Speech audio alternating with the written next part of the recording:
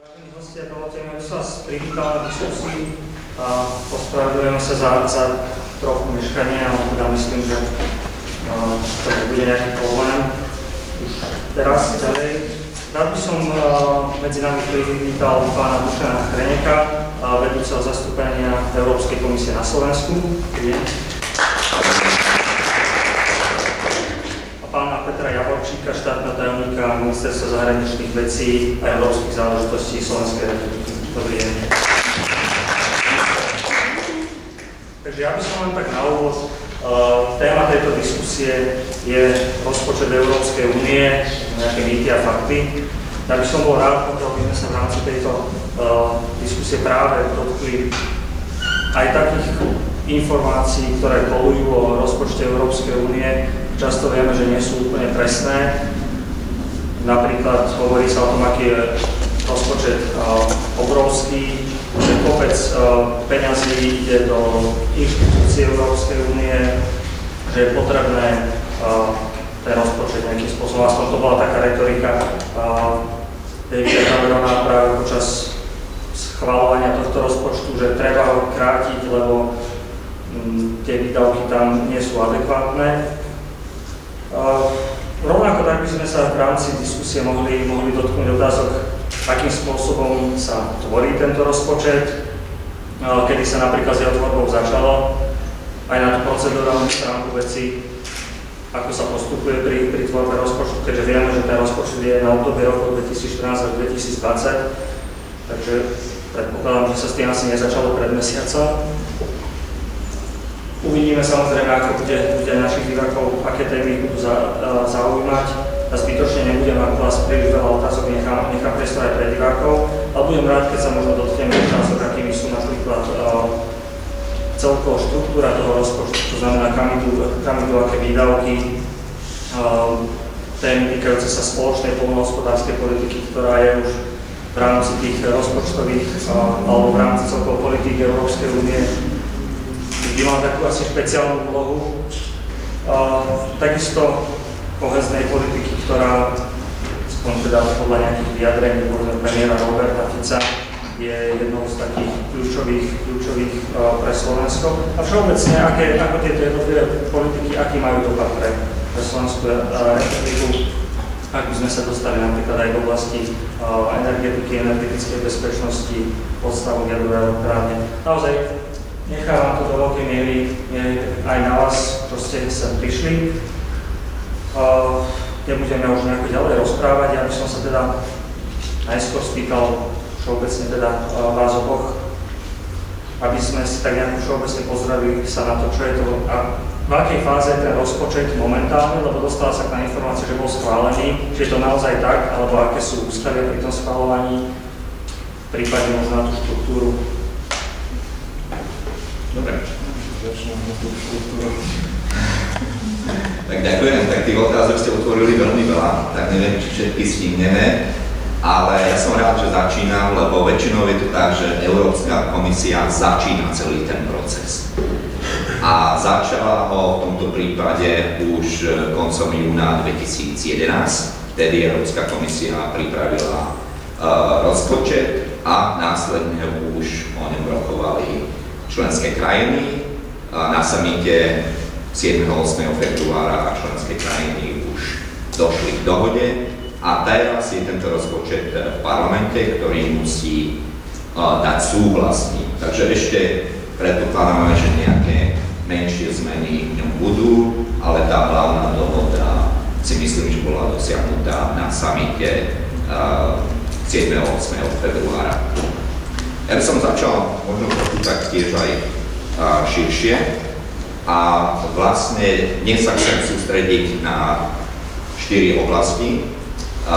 Najprv som trochu opísal návrh Európskej komisie na rozpočet pre roky 2014-2020. A potom už konkrétne, aký výsledok bol dosiahnutý na samite Európskej únie a tiež, čo vlastne chceme dosiahnuť týmto rozpočtom a ako je tento rozpočet prepojený aj s európskou stratégiou pre rast a zamestnanosť, stratégiou Európa 2020. No a tiež pre nás je veľmi dôležitá otázka, na čo sa finančné prostriedky použijú v budúcom období.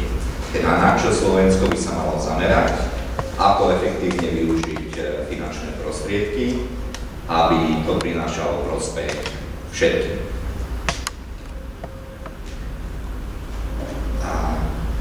Možno ešte predtým, ako opíšem zloženie rozpočtu, som tiež chcel poukázať na to, v akej situácii sa nachádzame, a táto situácia samozrejme mala vplyv aj na návrh európskeho rozpočtu. Lebo od roku 2008 sa nachádzame v hospodárskej kríze, vo finančnej kríze a tiež už časom aj v dlhovej kríze. K tomu ešte sa pridala taká kríza dôvery v európske inštitúcie, schopnosť Európskej únie naozaj riešiť problematické otázky. Takže z toho všetkého sa vychádzala aj pri návrhu a tento návrh bol urobený takým spôsobom, že komisia nechcela zvyšovať príjmy do európskeho rozpočtu, takže zobral sa rok 2013 ako základ a návrh bol 7-krát rozpočet pre rok 2013, tak aby sa zachovala úroveň výdavkov na úrovni roku 2013. Avšak čo sme chceli urobiť je naozaj, aby sa zmenila štruktúra rozpočtu, aby to nebolo tak ako v minulosti, aby nešlo najviac prostriedkov len na poľnohospodárstvo a tiež na kohéznu politiku, ale boli väčšie investície do nových oblastí, ktoré môžu priniesť väčšiu hodnotu do vzdelávania, do vedy a výskumu a tiež do projektov na európskej úrovni. Tam, kde členské krajiny nechcú investovať a kde je lepšie to urobiť na európskej úrovni. Teda, aby to bol rozpočet, ktorý by podporoval konkurencieschopnosť Európy, prispieval k tomu, aby bola bezpečnejšia, aby sa lepšie využívali prírodné zdroje a tiež, aby mala sílu na svetovej, na globálnej úrovni. A z toho vznikol vlastne návrh Európskej komisie a komisia navrhla na roky 2014-2020, aby celé záväzky a toto obdobie boli vo výške 1 bilióna 33 miliárd eur. A toto je vo výške 1,08 hrubého národného dôchodku celej Európskej únie. Z toho nie vždy európske prostriedky nie sú použité vždy plne. To znamená to, čo je vo forme záväzkov, čo môže Európska únia slúbiť, že dá jednotlivým štátom alebo na svoju zahraničnú politiku, je vždy vyššie číslo ako to, čo sa v skutočnosti minie.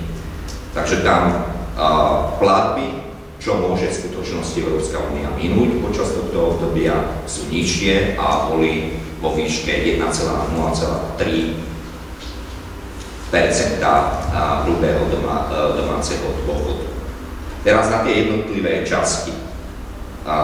Európsky rozpočet má 5 hlavných častí. Tá 6. časť kompenzácia, to je minimálna a je to len pre krajiny, ktoré vstupujú do Európskej únie. V tomto prípade je tam 27 miliónov pre Chorvátsko. Najvýznamnejšie oblasti sú oblasť podpory pre inteligentný a inkluzívny rast. Táto kapitola, prvá kapitola, má dve časti. Tá väčšia je kohézna politika, teda je to politika Európskej únie na vyrovnávanie regionálnych rozdielov a to je práve politika, ktorá je mimoriadne dôležitá pre Slovensko. V súčasnosti Slovensko financuje až 75% všetkých svojich verejných investícií z európskych finančných prostriedkov. Takže dá sa povedať, že Slovensko je závislé na eurofondov. Bez európskych prostriedkov by sa nebudovali cesty neopravovali školy a boli aj nižšie investície do zdravotníctva. Že Slovensko naozaj potrebuje prostriedky z koheznej politiky. Tá druhá časť je práve taká politika konkurencieschopnosti, ktorú celá Európska komisia podporí, dať tam viacej prostriedkov. Sú to programy ako program Horizon pre vedu, ako Erasmus pre všetkých, vzdelávanie, dúfam, že niektorí aj z vás to využijú. A tiež aj taký nový nástroj, ktorý sa volá Spájanie Európy. A toto je úplne nový nástroj, ktorý by pomohol budovať dopravné, energetické a informačné prepojenia po celej Európe. Druhá kapitola, druhá časť je taká, ktorá je najtradičnejšia. Sú to prírodné zdroje, ale hlavná časť ide na poľnohospodárstvo. Hlavne na priame platby pre farmárov, menšia časť na rozvoj vidieka a do tejto časti radíme aj podporu pre rybolov a pre životné prostredie, ale to je naozaj minimálna časť. Tá hlavná časť je na poľnohospodárstvo.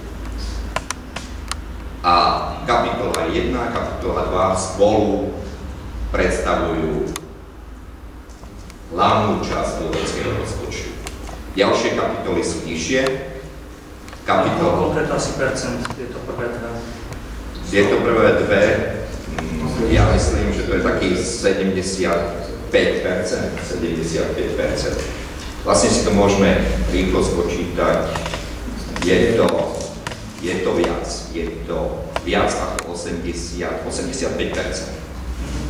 Áno, 85% rozpočtu ide na kohéziu a poľnohospodárstvo plus konkurencieschopnosť. Takže tie ďalšie časti sú naozaj nízke. Tretia kapitola je bezpečnosť a občianstvo. Tu sú spoločné politiky v oblasti migrácie, azylu, Schengenu a tiež podpora občianskych iniciatív, informovanie o politikách Európskej únie. Takže aj túto časť Európska komisia chcela podporiť a navrhla zvýšenie rozpočtu na túto časť. Ďalšie významné zvýšenie navrhla aj pre globálnu Európu, to znamená pôsobenie Európskej únie vo svete. Je to hlavne tiež na humanitárnu pomoc, na zahraničnú politiku, aj operácie krízového manažmentu, ale aj na obchodnú politiku. Na to, aby Európska únia na svete mala silný hlas, aby si dokázala presadiť svoje záujmy, ale aj dokázala presadzovať svoje hodnoty a pomáhať iným krajinám.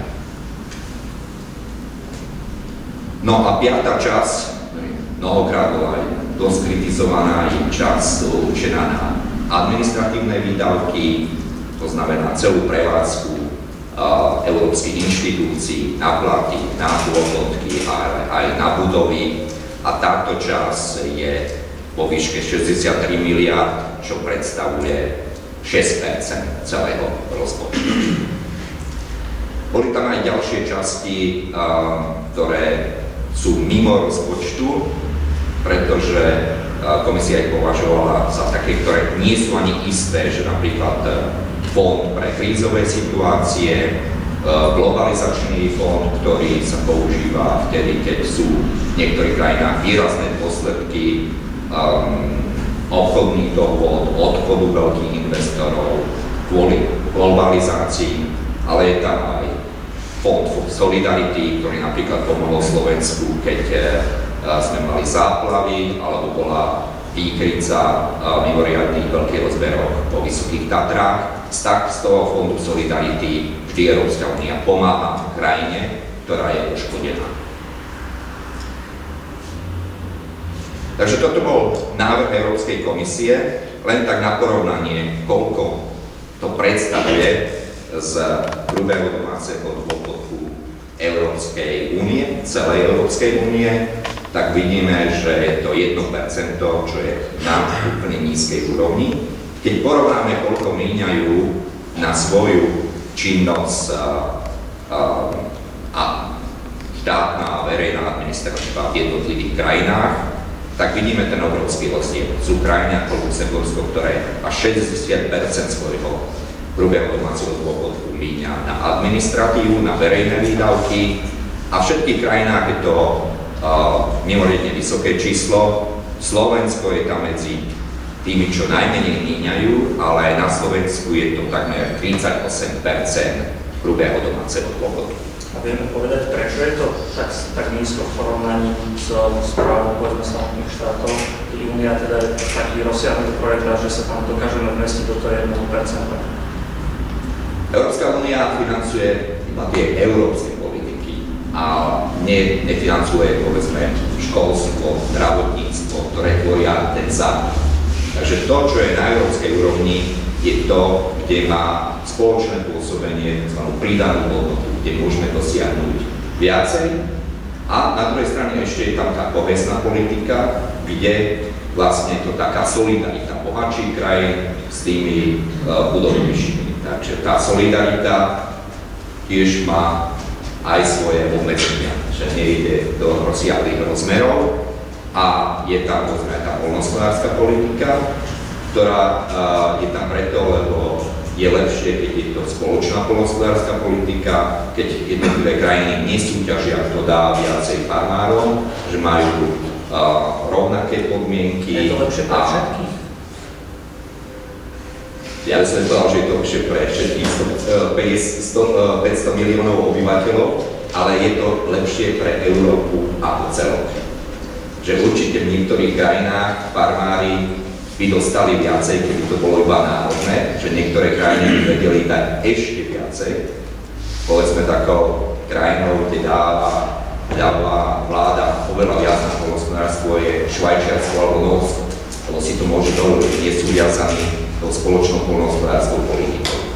Ale tá spoločná poľnohospodárska politika má mnohé výhody, je to, že je väčšia konkurencia, že nie sú tam clá, že sa neplatí, nie sú tzv. Také ochranárske opatrenia, že krajiny zablokujú povedzme potraviny z iných štátov kvôli tomu, že nasadia iné pravidlá, iné podmienky pre predaj potravín. Takže na to, aby naozaj ten voľný trh fungoval, tak na to je lepšia tá spoločná poľnohospodárska politika a aby naozaj tiež bola, že mohli farmári sa zamerať na to, čo v ich podmienkach je najvhodnejšie. Aby ten európsky trh im pomáhal vlastne určovať, čo majú pestovať, do čoho majú investovať a to, že dostávajú podporu z Európskej únie, to je preto, aby mali stabilitu, aby mali zabezpečený základný príjem, ale už tú ďalšiu investíciu, na čo sa majú zamerať, to už musia si rozhodnúť sami podľa aj trhu situácie. Čiže pokiaľ by tu nebola táto podpora, by nastal globálny problém alebo v niektorých štátoch? By boli veľké rozdiely v jednotlivých krajinách. Lebo nie každá krajina má rovnaké prírodné podmienky a pestovalo by sa oveľa viac v niektorých oblastiach. Napríklad Holandsko by naozaj prosperovalo oveľa viacej, lebo majú lepšie podmienky a aj sú produktívnejší, že naozaj vedia produkovať lepšie za menšie náklady. Ale tým by dokázalo, že aj tá pôda by sa ničila, lebo by bola práve, že zamerali by sa na určitý druh produktov a neobnovovala by sa pôda. Takže toto má aj ten význam, že tie rozdiely regionálne sa vyrovnávajú a aj farmári v ťažkých podmienkach, v horských oblastiach majú možnosť ďalej produkovať, ďalej ostávať poľnohospodárstve, lebo majú ten základný príjem. A na Slovensku je veľa družstiev, ktoré celé platy svojich pracovníkov si pokryjú z európskych prostriedkov. Takže to už, čo vyprodukujú navyše, to už je pre nich zisk. A to ich chráni. Keby to tak nebolo, tak naozaj ešte situácia na Slovensku bola horšia ako je v súčasnosti. Ale sa vrátime možno neskôr k tej tento graf vlastne naznačuje, že na ten európsky rozpočet je minimálny v porovnaní členských krajín.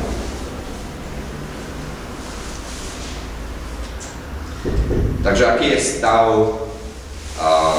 po dohode členských krajín? Tu je taký výsledok, možno len tak na zhrnutie, je, že návrh Európskej komisie bol výrazne skresaný.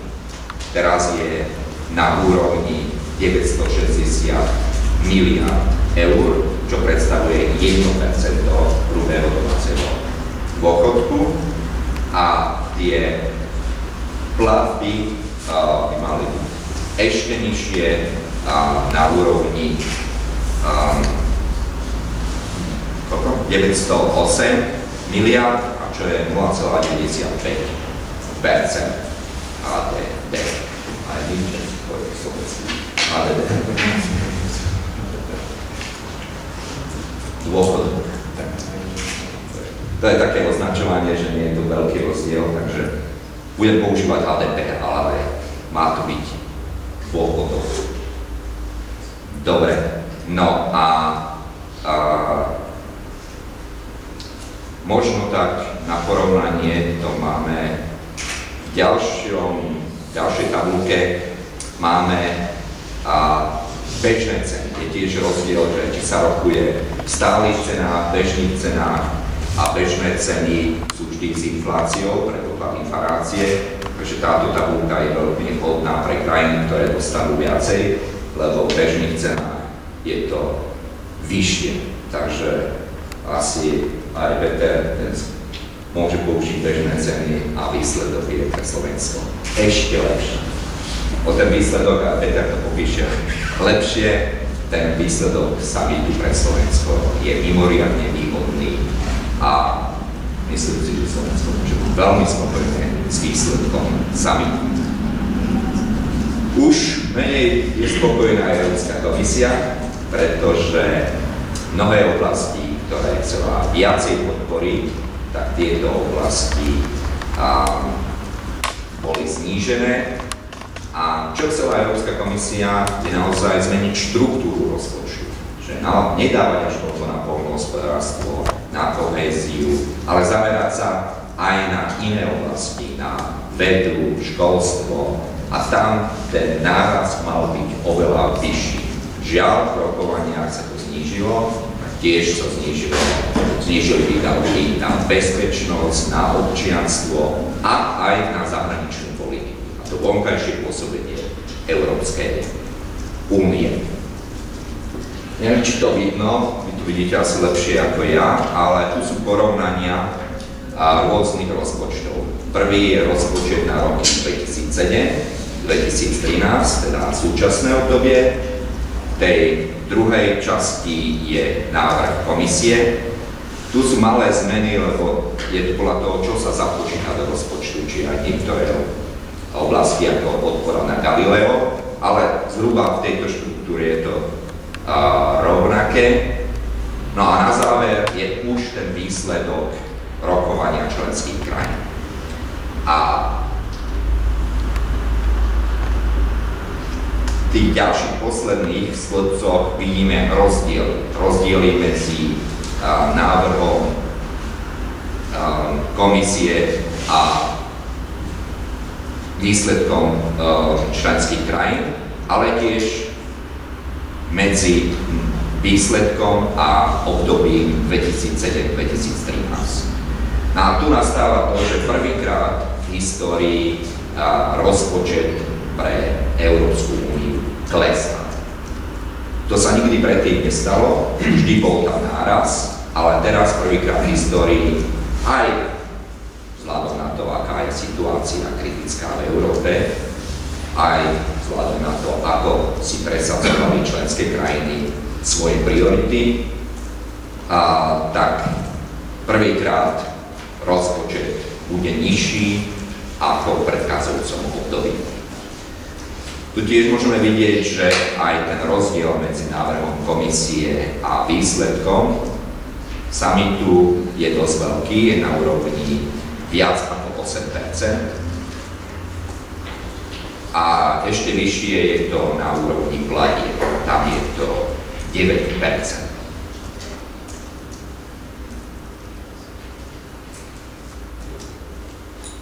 Keď si zoberieme konkrétne výsledky a jednotlivé oblasti a návrh komisie, tak vidíme, že ten návrh bol znížený vo všetkých oblastiach.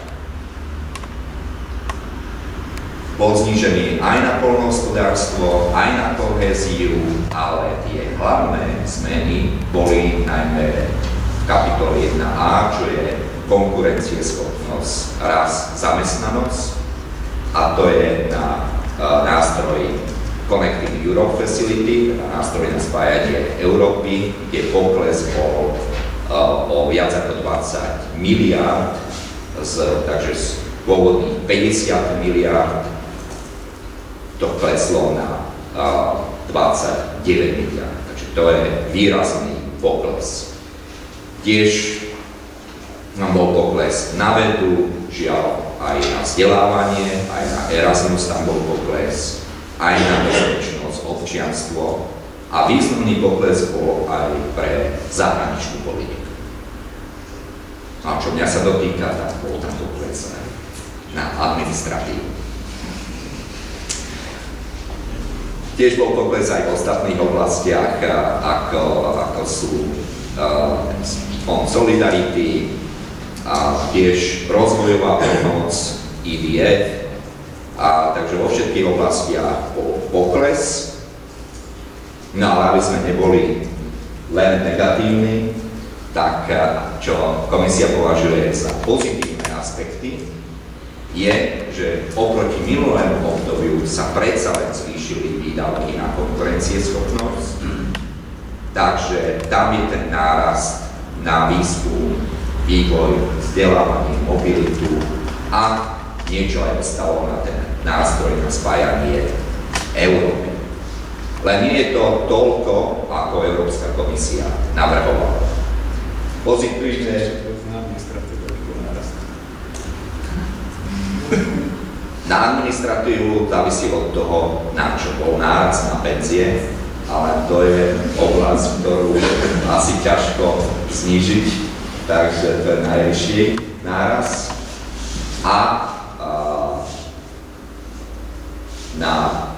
Čo sa týka výsledkov summitu, tak na administratívu, tak pre zaujímavosť dôsledok je taký, že budú zmrazené platy na 2 roky, predĺží sa pracovný čas, zníži sa počet zamestnancov o 5%, takže tie dopady budeme cítiť. Ja to už cítim teraz, musím hneď zobrať jedného pracovníka, tak ale ešte bojujem, aby sa to nestalo. No a ešte ďalšie oblasti je tam nová iniciatíva pre zamestnanosť mladých, tam pôjde 6 miliárd a pôjde to na krajiny, ktoré majú vyššiu nezamestnanosť mladých, takže tu pôjde aj pre Slovensku. Ale žiaľ, nezamestnanosť mladých ľudí na Slovensku je vysoká, je to viac ako tretina mladých ľudí. No a ešte som nespomenul tie vlastne zdroje rozpočtu Európskej únie. Európsky rozpočet má príjmy z viacerých oblastí, má tzv. Tradičné zdroje a to sú clá. Takže to, čo členské krajiny vyberú na clách, odvádzajú do Európskej únie, ale za administratívu si vydávajú 25%.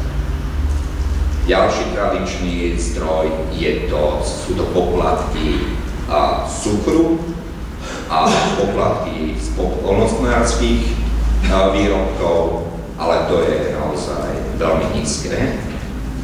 No a také zdroje, ktoré členských krajín, to je zdroj v závislosti od HDP, od výšky HDP, a tiež je zdroj z DPH. A tam sú tiež komplikované kľúče, koeficienty, ako sa to prepočítava.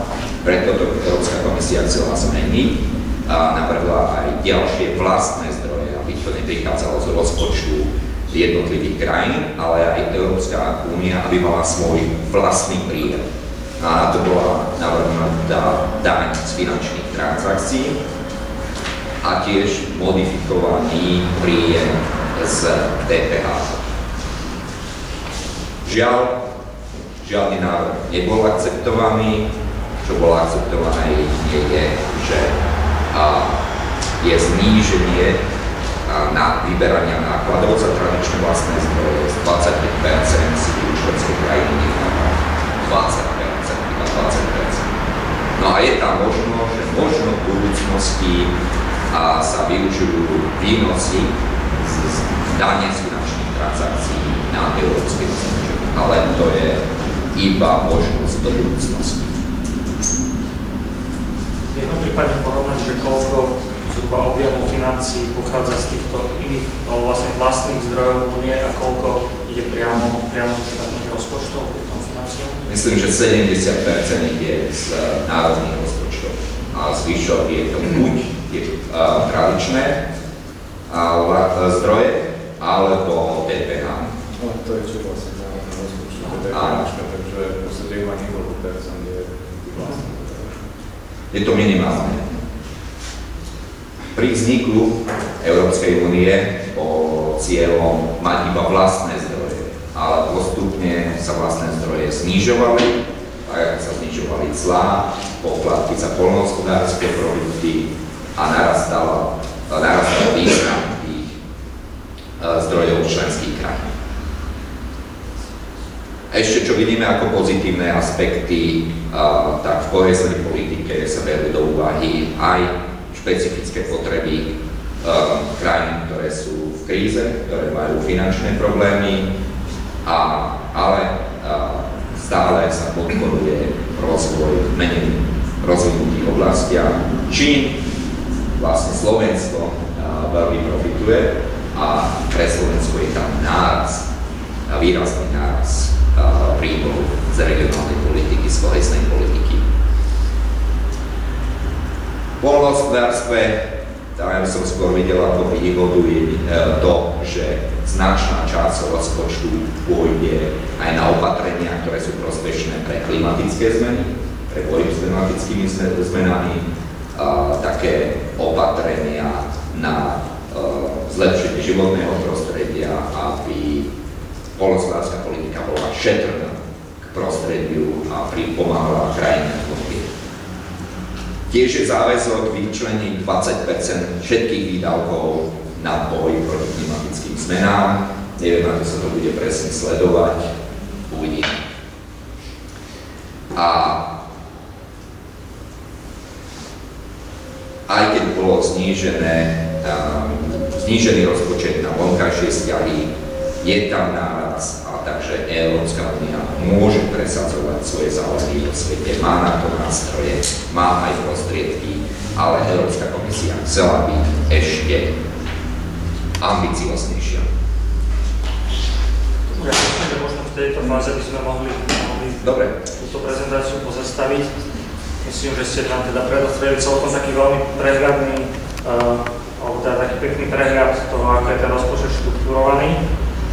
A možno práve vás, pán Javorčík, by som sa skôr spýtal na ten aspekt slovenský. Pokiaľ chcete ešte k tomuto, samozrejme môžete sa nejakým spôsobom vyjadriť, ale že aký je teda priamo ten dopad pre Slovensko? Dobre, ďakujem. V podstate myslím, že ste mali celkom plasticky popísané, že o čom je ten rozpočet, aké sú jednotlivé kapitoly. Ja by som možno len dodal jednu vec, keď sme porovnávali, že ten rozpočet národný je okolo 40 až 60%, európske programy mali naozaj to má úplne iné funkcie ako národné rozpočty a jednu inú veľmi dôležitú charakteristiku nemôže byť deficitný. Čiže európske inštitúcie, komisia nemá na to nástroj, aby sa poličila na finančných trhoch. V podstate hospodári s tým, čo vygeneruje cez obvody členských krajín. Takže to zabezpečuje to, že viac menej to z hľadiska balansu na nule.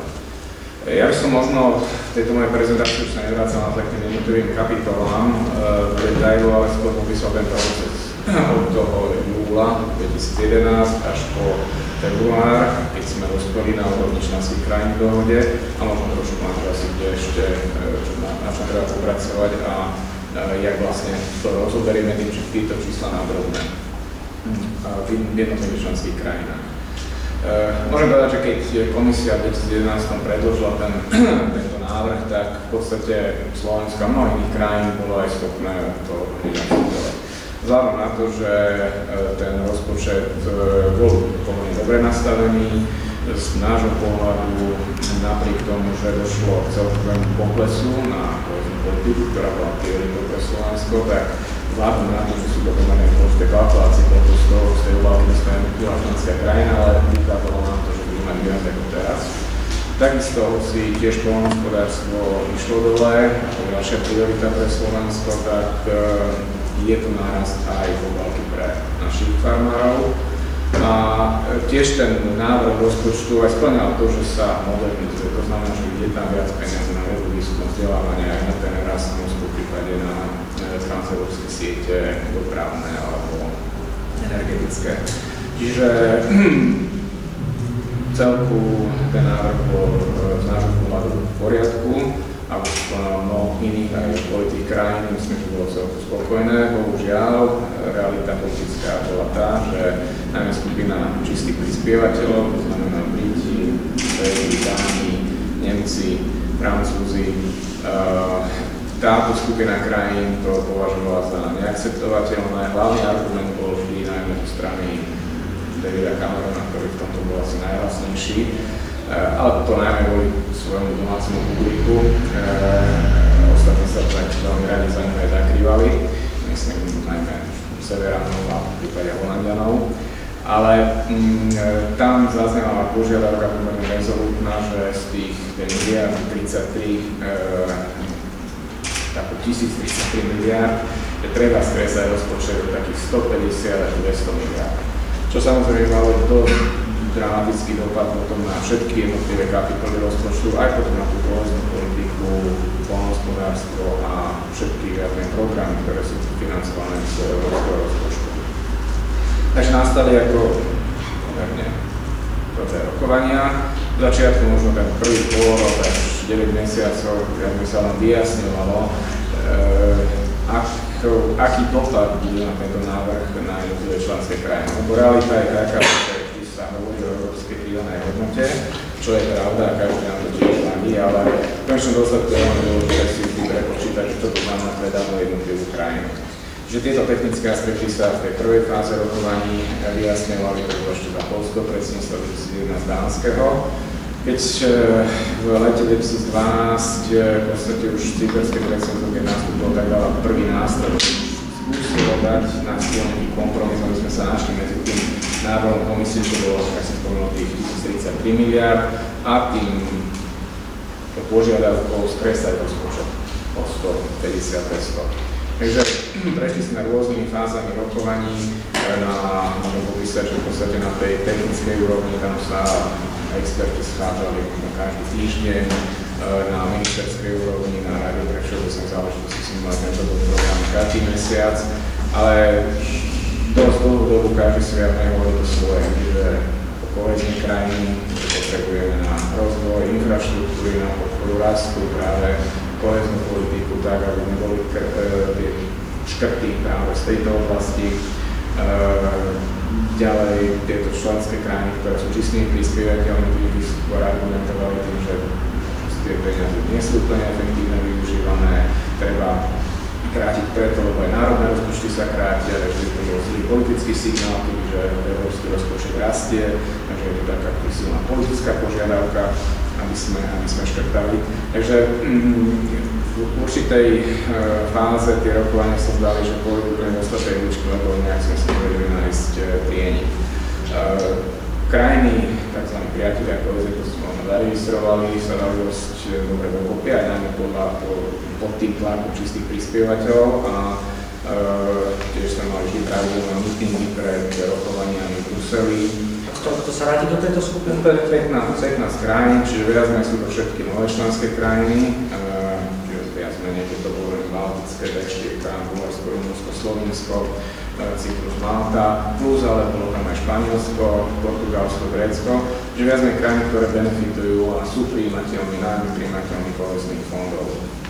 Podporila aj komisia. Aj komisia Európska, samozrejme, myslím, že celý ten rozpočet bol čo najbližšie k tomu návrhu Európskej komisie a teda Európsky parlament. Takisto sme napríklad my zorganizovali jedno stretnutie v Bratislave, kde to bolo myslím 12 premiérov v októbri, čiže myslím, že toto bolo celku veľmi dôležitý ako politický ťah, že sa až do poslednej chvíle podarilo zachovať súdržnosť tejto skupiny a tým pádom aj ten tlak zo strany čistých prispievateľov, hoci bol veľmi veľký, tak nakoniec ten kompromis bol aj akceptovateľný pre nás. Viete, že v októbri bol taký pokus uzavrieť konečnú dohodu na úrovni premiérov. Tento nebol úspešný. Predseda Európskej rady Van Rompuy dal nižší návrh, išlo sa na nejakých 972 miliárd eur ako celkový balík, ale zo strany najmä Davida Camerona v tej dobe, ale aj taktiež Angely Merkelovej zaznelo to, že treba ešte ďalších 30 miliard dole. Takže hoci bolo to rokovanie, ktoré trvalo skoro celú noc a nejaké do obedie, tak bolo jasné, že nejaký priesečník alebo prienik záujmu tam nenastane a predseda Európskej rady to pomerne rýchlo rozpustil. A s tým, že vrátime sa k rokovaciemu stolu začiatkom tohto roka, trošku už narastal aj tlak časov. Treba si uvedomiť, že keby sme nedošli k dohode pomerne rýchlo, tak jednak je ohrozené čerpanie kohezných fondov, jednak nebudeme vedieť nastaviť taký program Európskej únie, napríklad ako ten Erasmus, tak, aby od 1.1.2014 naozaj začali fungovať.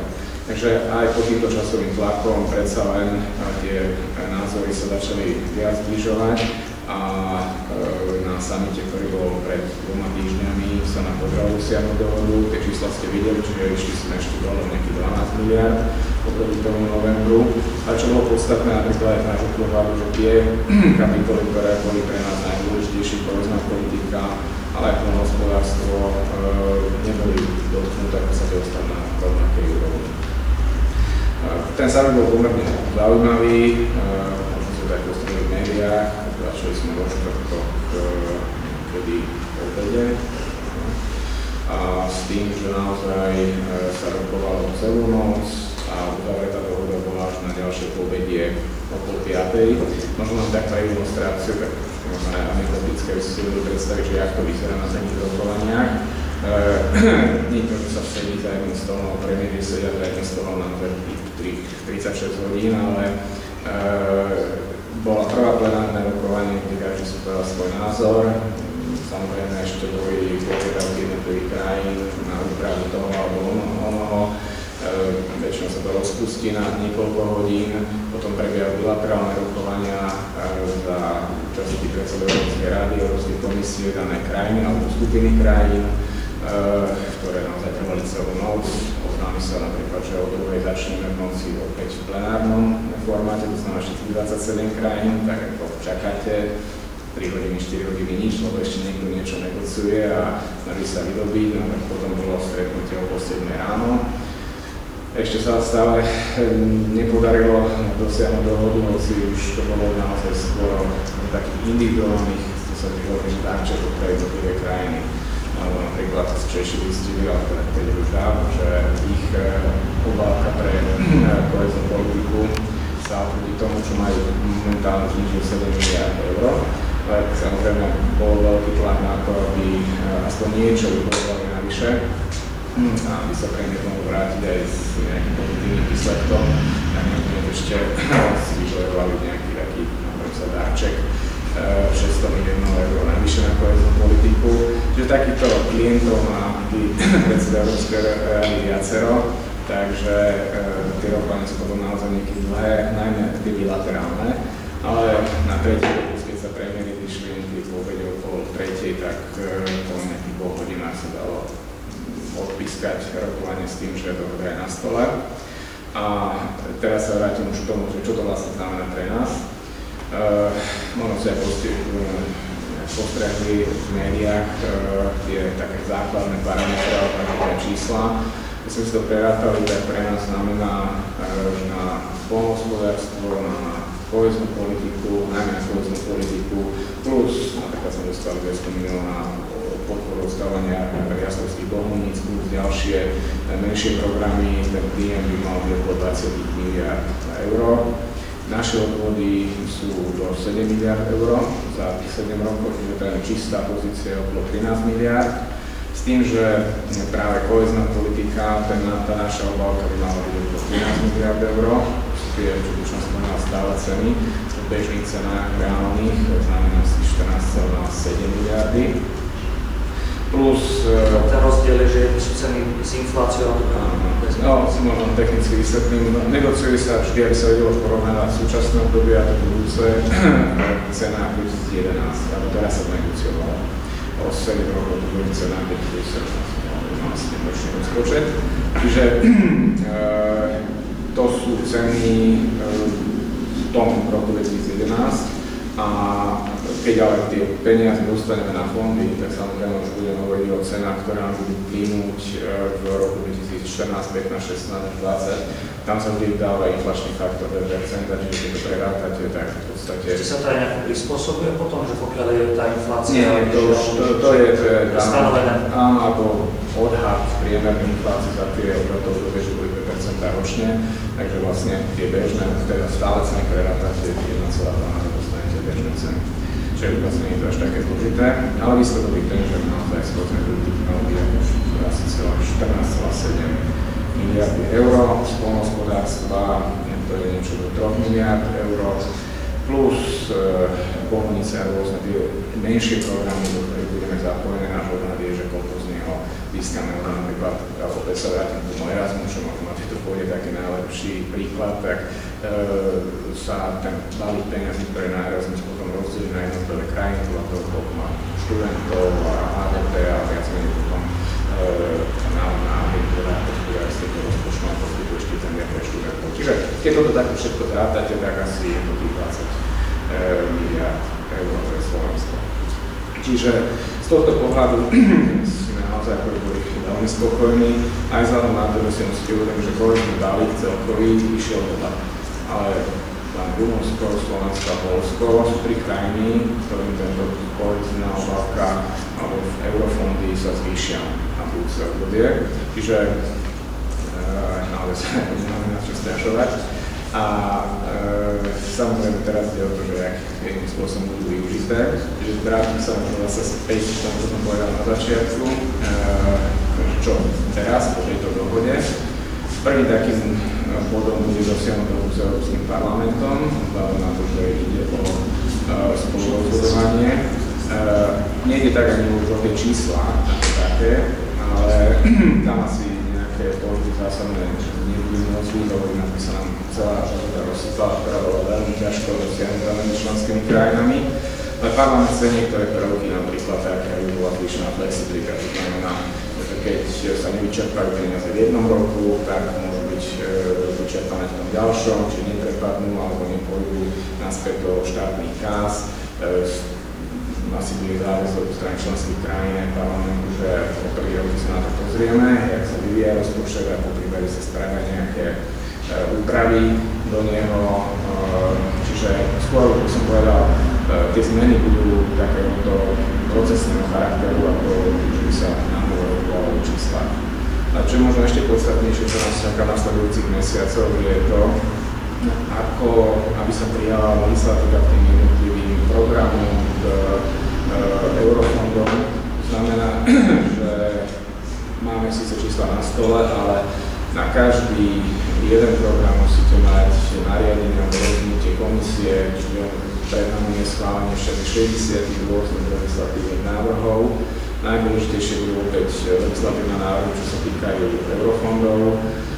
A takisto teraz začíname vstúpať s Európskou komisiou do rokovaní o tom, ako využijeme ten balík. 14,7 miliárd.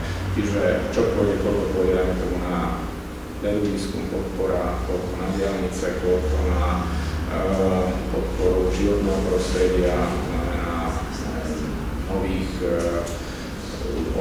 kanalizačných zariadení a tak ďalej. Čiže skrátka, jak nastavíme naše priority v rámci eurofondov až do roku 2020.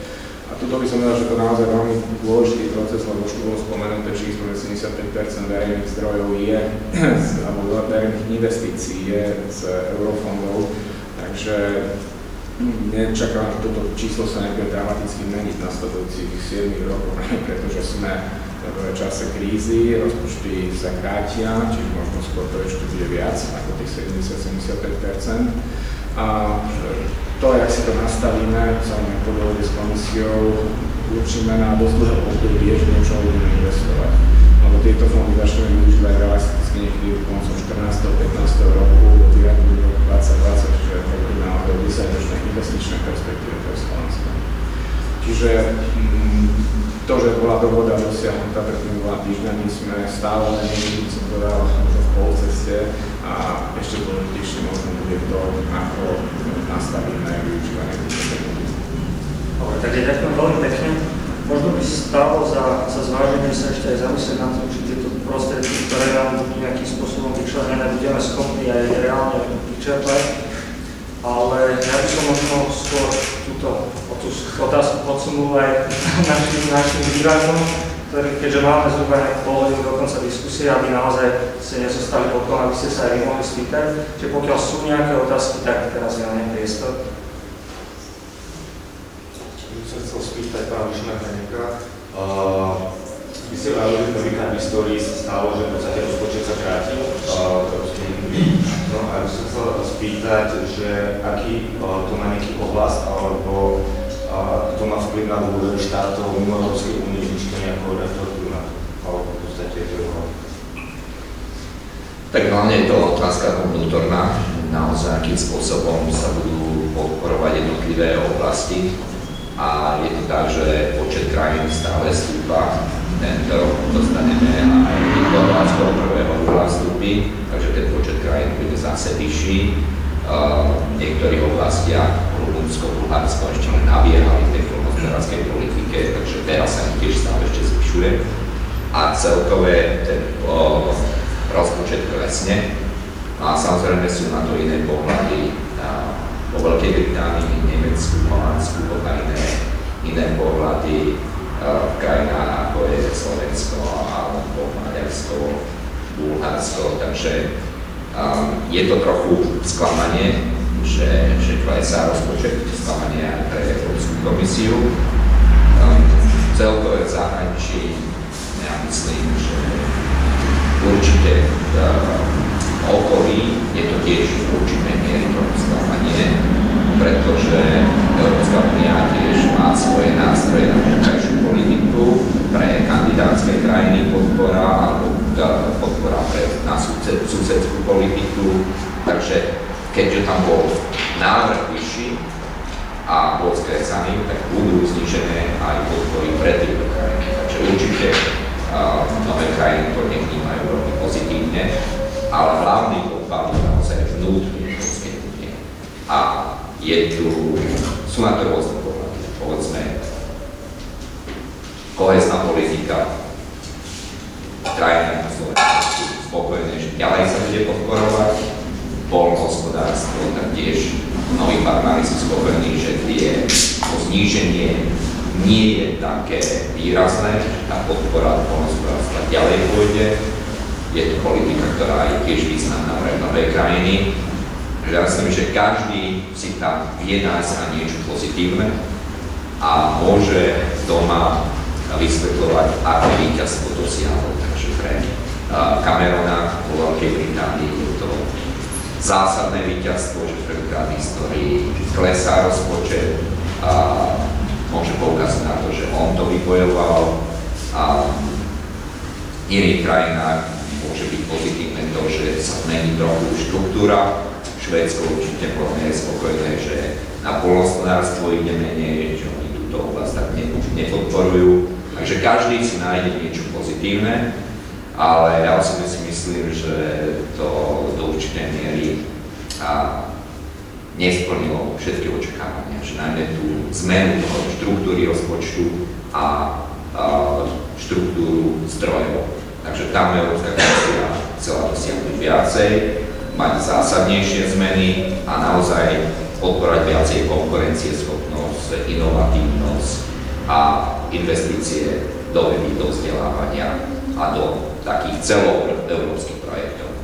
Takže v tomto teda vidím trochu ako skrátenú príležitosť. Tak som mohol len takú podotázku, či by sme práve, keďže prvýkrát máme tento rozpočet nižší, či by sme to nemohli vnímať aj ako nejaký krok späť, povedzme, integrácii, alebo skrátka, že tie štáty ešte nebudú rozmýšľať, že možno nie je potrebné dávať toľko peniazy do tej únie, že my si to dokážeme sami lepšie skorigovať, ako by ste tento rok vnímali. Ja som na to reagoval asi tak, že prečo je nižší ten rozpočet, tak naozaj to v prvom rade kvôli tomu celkom prostredí, o ktorom sa teda nachádzame. To znamená, že naozaj krajiny škrtajú, znižujú sa deficity.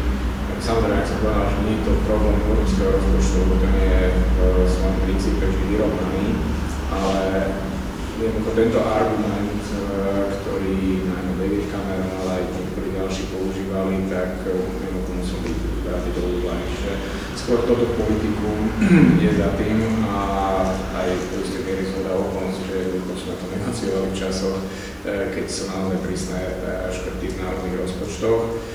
Nedá sa vylúčiť, že dajme tomu možno z toho britského pohľadu je za tým aj niečo také, ako trošku oslabiť Úniu ako takú, vzhľadom na tie ambície, skôr niektoré právomoci brať naspäť z úrovne Bruselu na členské krajiny, ale toto by som povedal, že skôr naozaj také špecifické britské stanovisko. Aj tí čistí prispievateľia iní, aj Severáni alebo Nemecko, skôr naozaj ten argument, že jednoducho treba ísť tou voľnou škrtou, že nesmie to byť aj európsky rozpočet, to bolo to prijaté. Čiže vy osobne si nemyslíte, že by to mohlo nejakom negatívnom zmysle ohroziť európsky projekt? Myslím, že zase nie je to také dramatické, lebo hovoríme o škrtov proti návrhu komisie 8%, ale je to proti súčasnému rozpočtu možno len zniženie o 3%, takže kebyže je to 20-30%, tak nepoviem, ale naozaj nie je to nič. 3,4%. 3,4%, takže myslím, že to je tak dramatický obraz, ktorý by ohrozil fungovanie únie. A možno na to ako sklamanie zo strany komisie beriem a je to fakt, ale zase treba si uvedomiť, že naozaj na tieto oblasti, ako vedali výskum alebo transeurópske siete, ide naozaj viac ako doteraz. Čiže hoci možno tá ambícia bola väčšia, jak presunú prostriedky z poľnohospodárstva a kohézie na tieto oblasti, bola ambicioznejší výstrel spravila komisia, tak napriek týmto všetkým škrtom stále sme, ten trend je taký, že z týchto oblastí sa presúvajú prostriedky do konkurencieschopnosti a možno dá sa povedať takých modernejších oblastí. Tam je dôležitá tá možnosť mať flexibilitu, že naozaj lepšie využívať tie prostriedky, že niekto, keď sa jeden rok nevyčerpajú úplne, že sa stratia, ale že sa prenesú do ďalšieho roku, alebo sa môžu prenášať medzi jednotlivými kapitolami. Takže ak bude takáto flexibilita, tak je to priateľný. Čo sa teraz deje s tými prostriedkami, teda oni sa nevyčerpajú a čo sa nevyčerpá v danom roku, tak ten objem sa zase prerozdelí v členských krajinách podľa výšky HDP. Čiže zase to ilustruje, že keď budeme sa baviť o flexibilite, tak zrovna čistí prispievateľia nebudú veľmi naklonení, lebo ak sa to bude znamená, že keď sa prostriedky nečerpajú, tak najmä nemecký, holandský, britský rozpočet z toho bude spätne profitovať. Tu sme mali nejakú otázku? Ja viem, že máme podobné s tými 7 členskými krajinami, ale aký je váš názor, alebo teda, ja viem, že nie ste kompetentní odpovedať za Európsky parlament, ale nakoľko bude tento rozpočet priechodný v Európskom parlamente, si myslíte? Tak to sa krát. Prvá reakcia bola negatívna, kritizovali, ale tiež podľa mňa si uvedomujú, že je ťažko zmeniť a vynegociovať niečo lepšie, preto sa budú snažiť dosiahnuť naozaj tiež tú flexibilitu, dosiahnuť, aby Únia sa zaviazala urobiť po 3-4 rokoch naozaj opätovné zhodnotenie situácie a ak bude ten vývoj lepší, ak bude ekonomický rast, tak aj zmeniť ten rozpočet, navýšiť niektoré časti. Že tam bude, myslím, že hlavný tlak z Európskeho parlamentu a tie zmeny v tých číslach, tak to bude ťažšie. Ale určite Európsky parlament ukáže, že má svoju silu a že jeho názor sa musí brať do úvahy. A teda, keby to, pardon, podotázka, že keby sme náhodou neprešlo tým parlamentom, tak sa to musí prerokovať celé? Alebo iba tým výhradám, ktoré má? Nie, možno moja tiež odpoveď na tú ešte prvú vašu otázku by bola tá, že nevidím veľký priestor, aby sa mohli čísla, určité procesné otázky áno. A v konečnom dôsledku bude parlament postavený a každý poslanec pre otázku, keď zahlasujem nie a hlasujem celú dobu zhodím do stola, čo potom. Lebo alternatíva nie je opätovné prerokovanie rozpočtu, ale by sa prešlo na tzv. Jednoročné rozpočtovanie, čo by bol dosť zásadný problém. Lebo samozrejme momentálne tento rozpočet 7-ročný sa vždy rozmení na program, každý rok sa negociuje, ale vždy už máme nastavený konkrétny rámec.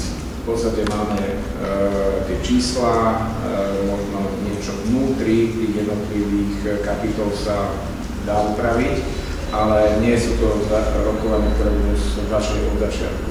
Takže napríklad sa mi predstaviť, že by sme potom každý rok negociovali to, čo rád za 7 rokov, čiže máte tie samity nekonečné, členské krajiny by sa hádali každý rok na peniazov, pomerne zásadne, takže určite by to nerobilo dobre aj dovnútra Únie, na celkovú atmosféru. A takisto by bola silne ohrozená predvídateľnosť rozpočtu, lebo naozaj by ste každý rok začali s novým návrhom, s novými číslami. Tak existuje tam taká krízová procedúra, že vlastne na budúci rok by sa zopakoval rozpočet z roku 2013, čo by bolo vlastne vyššie, takže ani pre Veľkú Britániu to nebolo vyhovujúce, ale hlavne, že potom výdavky by boli tak, že po mesiaci, že aj Európska únia by nemala rozpočet na celý čas, že by za jeden rok mohla kedykoľvek míňať, ale vždy iba 1/12 na každý mesiac. A fungovanie by bolo strašne zložité a by to robilo problém vo všetkých politikách. Ďalšie otázky? Ja som sa chcel spýtať práve v súvislosti s tým, že ako sa na Slovensku čerpajú eurofondy a asi ani najväčší optimista si nemyslí, že celých tých 20 teda sa na Slovensku prečerpa. V tom rozpočte, alebo existuje tam taký záväzok, pán premiér Fico o tom hovoril v jednej diskusii, že vlastne Európska únia pomôže Slovensku a myslím, že aj o Rumunsku sa tam hovorí s lepším čerpaním týchto fondov, tak sa chcem spýtať, že aké sú vlastne možnosti, ako môže únia pomôcť Slovensku čerpať a či vôbec to bude mať podľa vás nejaký efekt? No, to je tiež element, ktorý sa tak dohodol na poslednú chvíľu v rámci tých dlhých nocí. Nechcem dať do detailov, že bol určite taký deal za to, že niečo sme nedostali, tak sme si vynegociovali niečo iné, ale fakt je ten, že tým sa dostávame do konca programového obdobia, tak je stále väčší a väčší tlak na to, aby sú vyčerpali všetky peniaze, ktoré máme na toto obdobie. Samozrejme, nielen my, ale aj ostatní sa dostávame do veľký tlak, aby na tie peniaze neprepadli. Zatiaľ sme určite tak nevedeli uvorať, že nám neprepadli, ale tento rok je dosť kritický. Vzhľadom na to, že je to tiež zase technická, musíme prečerpať objem, ktorý nám bol pridelený aj v roku 2011 aj v roku 2010, to sú také pravidlá 2+3. No a je tu silný tlak na to, aby sme zintenzívnili čerpanie. Je pravda, že keď by sme čerpali ako teraz, tak a za pravidel takých, aké sú momentálne nastavené, tak mi je hrozba, že tento rok možno 200-300 miliónov eur by Slovensko nevyčerpalo. Takže je tam záväzok aj zo strany komisie, hľadať riešenia, ako vyčerpať tieto peniaze a trošku uvoľniť niektoré pravidlá. A hovoríme napríklad o tom, že by sa umožnila nejaká realokácia z programov, ktoré lepšie čerpajú, teda z tých, ktoré horšie čerpajú, do tých, ktoré lepšie čerpajú. Sú tam určité možnosti presunov prostriedkov, čiže rôznymi technickými opatreniami nastaviť tie naše programy tak, aby naozaj koncom roka sme vyčerpali to, na čo máme nárok. Takže v podstate toto je teda čerstvá vec a nasledujúci týždeň práve rozhodnúť s komisiou, ako nastaviť trochu ináč program. Tak je pravda, že naozaj komisia tlačí na Slovensko, ale tlačí už niekoľko rokov a vždy sa to nejako posúva aj kvôli politickým zmenám, ale žiaľ sú aj viaceré akčné plány, stretnutia, len mnohokrát slovenská administratíva to vidí tak veľmi pozitívne a že všetko sa stihne a neráta s problémami, že vždy nejaké problémy vzniknú, tak všetko je tak ideálne nastavené a žiaľ potom problémy sú. A tento rok je vlastne posledný rok, kedy sa presne musí aj určiť, kde na aké oblasti sa zvyšné prostriedky dočerpajú. Takže v princípe by Slovensko malo vyčerpať všetky prostriedky zo súčasného obdobia do konca roku 2015. A tých prostriedkov je naozaj dostatok, že Slovensko by mohlo naozaj rýchlejšie stavať diaľnice, lepšie podporovať zamestnanosť a tiež podporovať regionálny rozvoj, ale žiaľ je to pomalšie. No, tej prostriedkov na celé obdobie je 11,5 miliardy len na štrukturálne fondy, na kohéznu politiku, ďalšie 2 miliardy na rozvoj vidieka a ešte Slovensko dostáva ďalšie miliardy aj na tie priame platby, iné príjmy z rozpočtu z celoeurópskych vedeckých projektov. Takže celkové je to takmer 16 miliard. Takže naozaj je to dosť veľa, lebo keď si predstavíme, že slovenský rozpočet ako príjmy do rozpočtu sú niečo na 10 miliard, takže za 7 rokov dostaneme viacej, ako je celý slovenský rozpočet, príjmy do slovenského rozpočtu za 1 rok. Takže každý 7 rok vlastne financuje Európska únia Slovensko. Ale je to povedať, koľko napríklad zdrojov už nám takto prepadlo za predchádzajúce roky? No som povedal, že zatiaľ ešte nič. Zatiaľ nič, či je to... 1,5 milióna. Ja tak 1,5 milióna. Ale to je asi milión. Celkovom balíku to naozaj nie je nejak dramatické, ale keď sa blížime k koncu programov obdobia, tak ten tlak narastá. Ja som spomenul, tak tento rok táto spravila odlišne.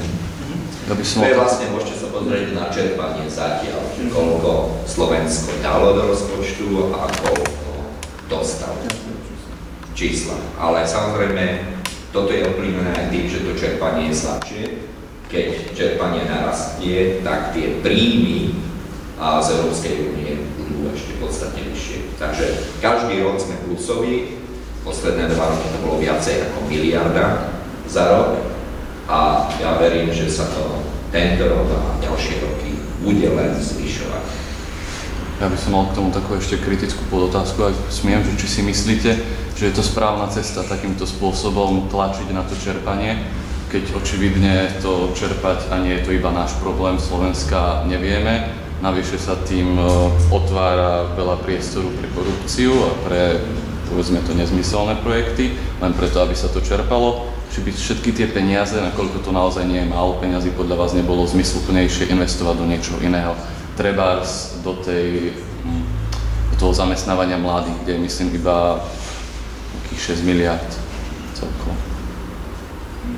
6 miliard je na budúce obdobie, ale v rámci pre všetky krajiny. Áno, Ale nie len to také na európske projekty, ale potom v rámci štruktúrnych fondov každá krajina má možnosť použiť svoju kohéznu časť na zamestnávanie mladých.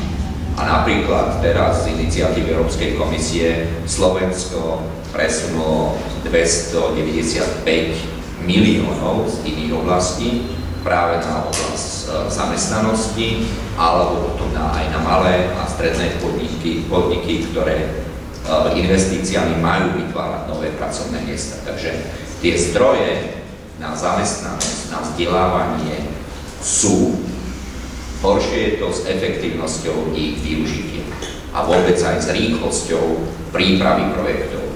A to je vo všetkých oblastiach. Ale Slovensko potrebuje investície. Potrebuje diaľničné prepojenie do Košíc, potrebuje kvalitné vzdelávanie, ale aj vedu.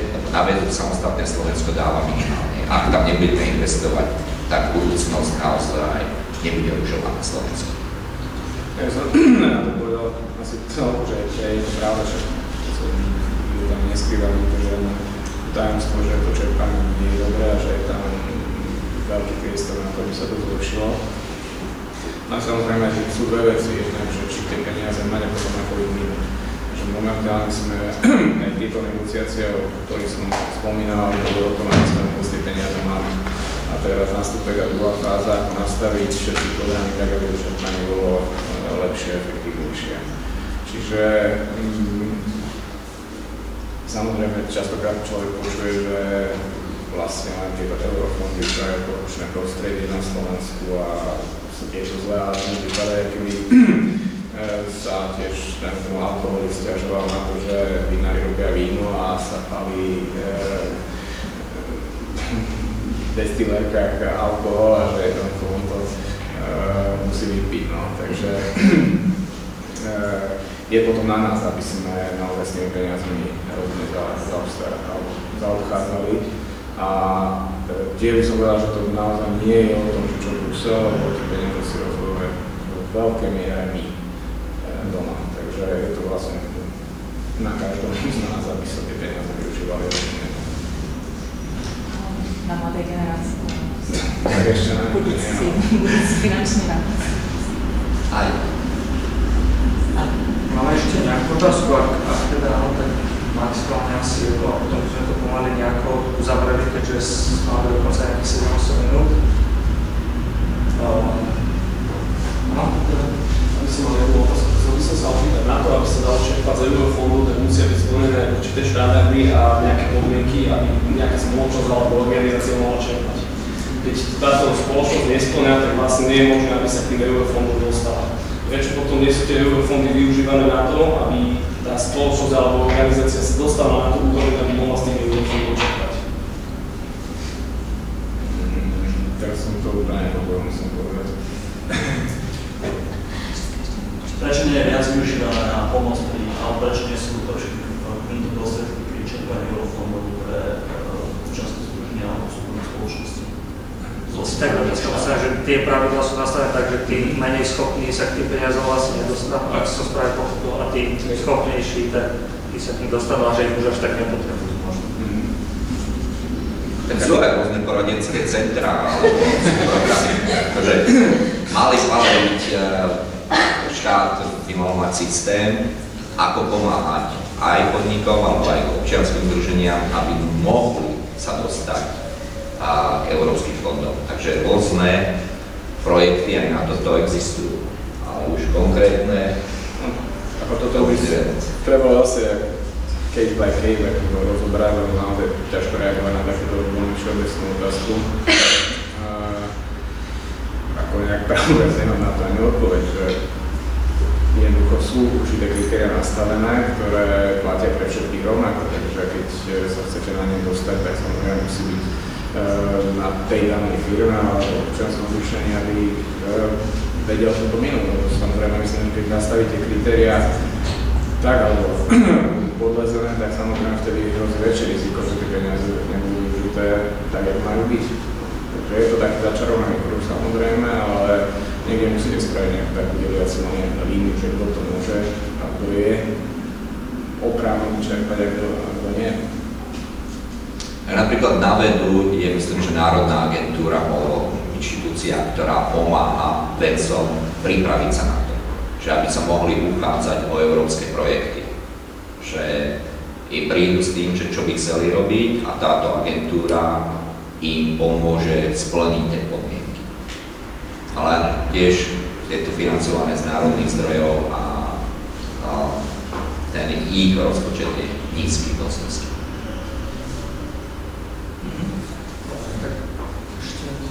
No, nie je žiadna iná otázka, tak ja by som ešte jednu mal, že sa to s tým dosť súvisí, pretože na Slovensku je veľmi veda a vzdelávanie sústredená práve v Bratislavskom kraji, do ktorého kvôli tomu, že je podľa Európskej únie veľmi rozvinutý a je tu veľmi vysoká úroveň životná, nemôžu tiecť, alebo veľmi obmedzene môžu tiecť peniaze, takže čo sa s týmto dá spraviť?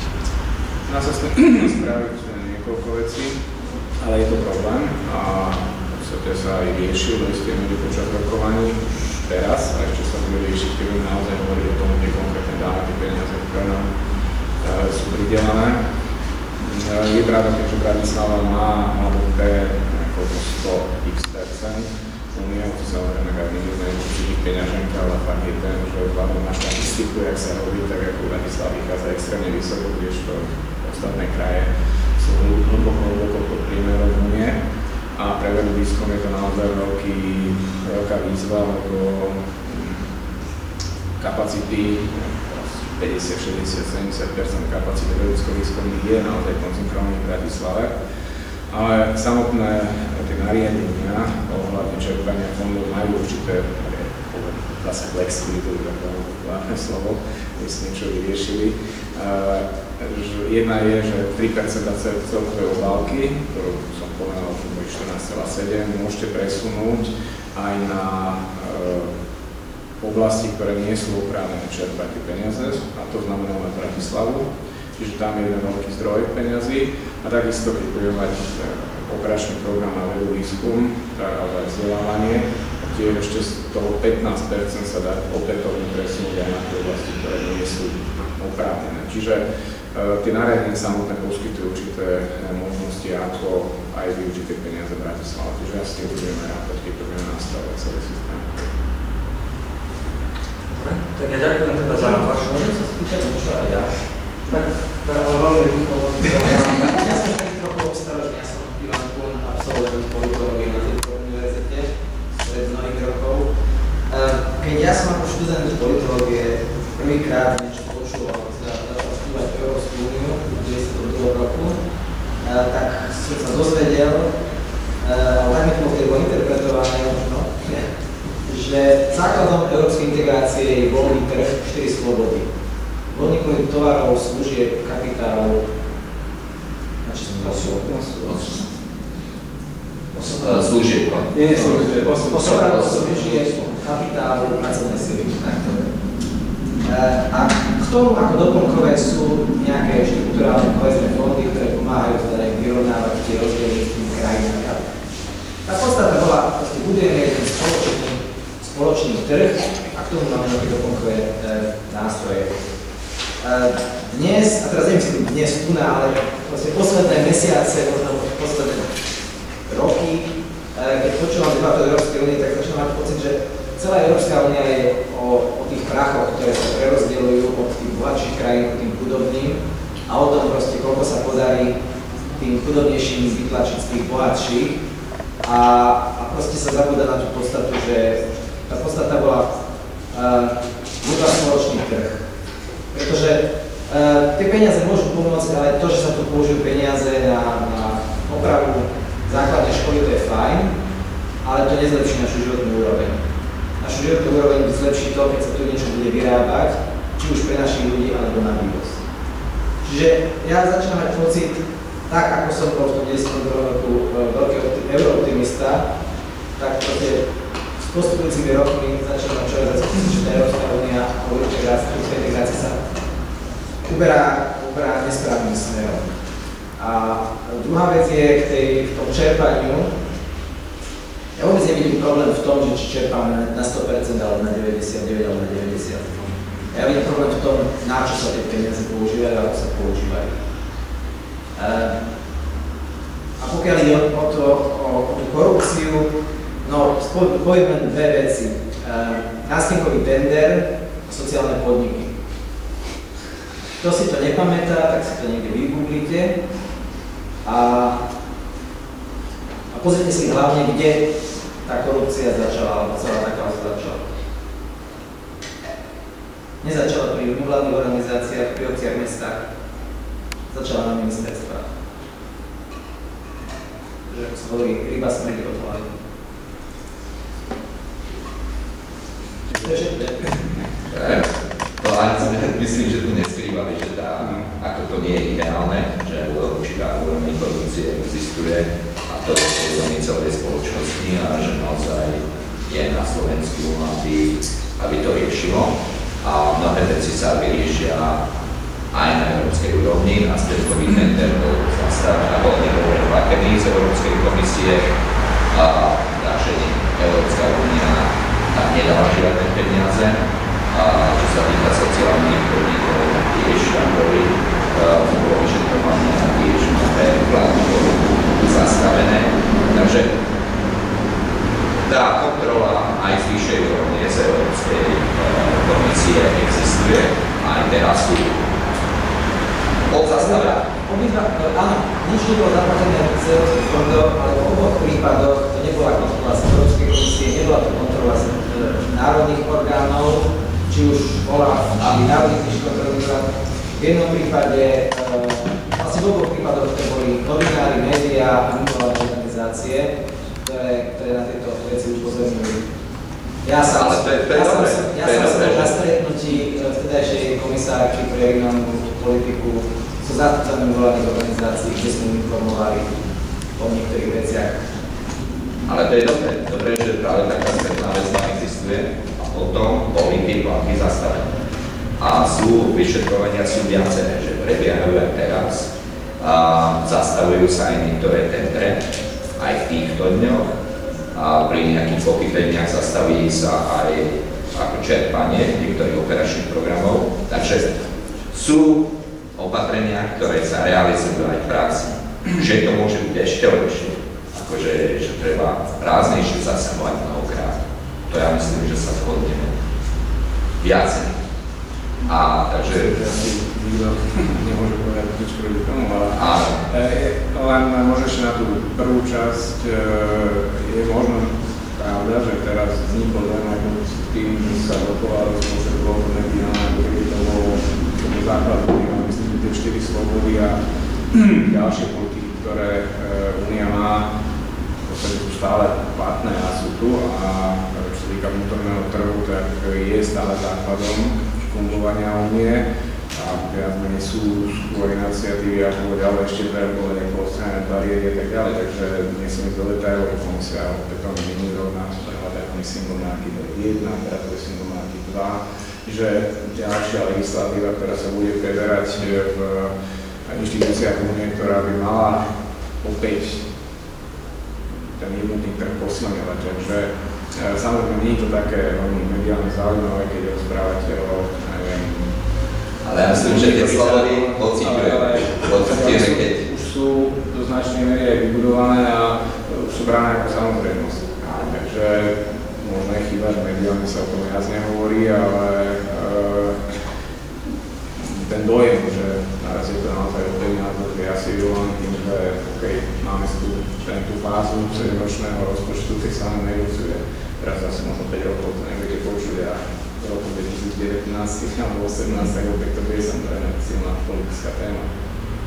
Ja som chcel len doplniť to, že vlastne tie slobody moci, ja neviem, to má problémy pri cestovaní do zahraničia, pri tom, že môže bývať alebo študovať v zahraničí, že sú tu zahraničné firmy, ktoré vyvážajú do celého Európskej únie, že 85% celého nášho exportu ide do krajín Európskej únie a sú tu veľké zahraničné firmy, ktoré tu pôsobia, tu dávajú zamestnanosť ľuďom a naozaj sa ide ďalej, ako Peter povedal, proste komisia tiež tlačí na to, aby sa dobudoval ten spoločný trh, lebo nie je dobudovaný vo všetkých oblastiach. A nie je digitálny trh, nie je dobudovaný, ale je mnoho pozitívnych vecí aj pre ľudia, pre spotrebiteľov, výber tovaru, aj to, že nakupovanie cez internet zo zahraničia, ochrana ľudí pri cestovaní a zdravotné poistenie. Ako je toho veľmi veľa,